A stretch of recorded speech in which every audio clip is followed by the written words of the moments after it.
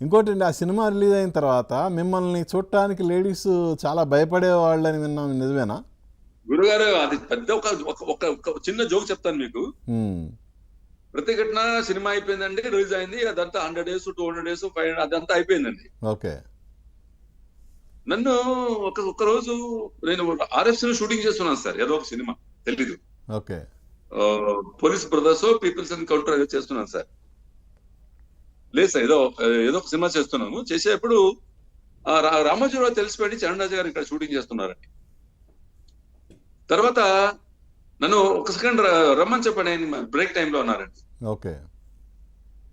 అంటే నేను వెళ్ళానండి. వెళ్తే అట్లు రామారావు గారు ఆయన ఇద్దరు కూర్చోన్నారు సార్. హ్మ్. వెళ్తే కూర్చోబెట్టి చరణ్ రాజు ఏంటి బాగున్నావా, ఏంటి పిల్లలు ఎలా ఉన్నారు, ఏంటి ఏంటి కథలు అన్నారు. హ్మ్. ఈ లెటర్ చదువుతావా అన్నారండి. హ్మ్. నైనా నాకు తెలుగు అంతా సరిగా చదువుతాను, లేట్ అవుతుంది అన్నాను. ఓకే. నేను చదువుతాను చూడు అని చెప్పారండి. హ్మ్. ఆయన చదివారండి, ఆయన చదివారండి. ఓకే.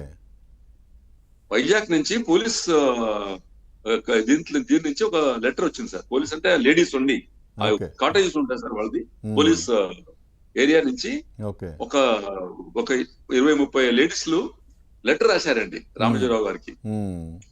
రాసేసి ప్రతిఘటన సినిమా చూసామండి, మనకి చరణ్ రాజు గారిని ఫుల్ గా అదే డ్రెస్ వేయించేసి హ్మ్. మనకి వైజాగ్ లో పంపించండి మన దగ్గర. హ్మ్. మేము అందరూ లేడీస్ కలిసి ఆయన రేప్ చేస్తామన్నారు. అన్ని రాసి ఉన్నారు సార్. ఓకే. అది రామోజీరావు నవ్వుతూ చెప్తున్నా సార్, చూడయ్యా ఇంత ఇంప్రెస్ చేసావు నువ్వు, నిజంగా చరణ్ రాజు మర్చిపోతున్నావు, మర్చిపోలేకపోతున్నాను, అలా బాగా చేసావమ్మా అని. అదేమో నాకు ఒక అనుబంధం సార్, నాకు ఆయనకి, రామారావు గారికి, టి కృష్ణ గారికి, శ్రీకృష్ణ గారి ఫ్యామిలీ. అప్పుడు గోపీచంద్ చాలా చిన్న అబ్బాయి అండి. అప్పుడు స్కూల్ వెళ్ళేవారు. అక్క ఉండేది, ఆయన అక్క ఉండేది. కొంచెం అంత చిన్న చిన్న పిల్లలు టీనగర్ లో.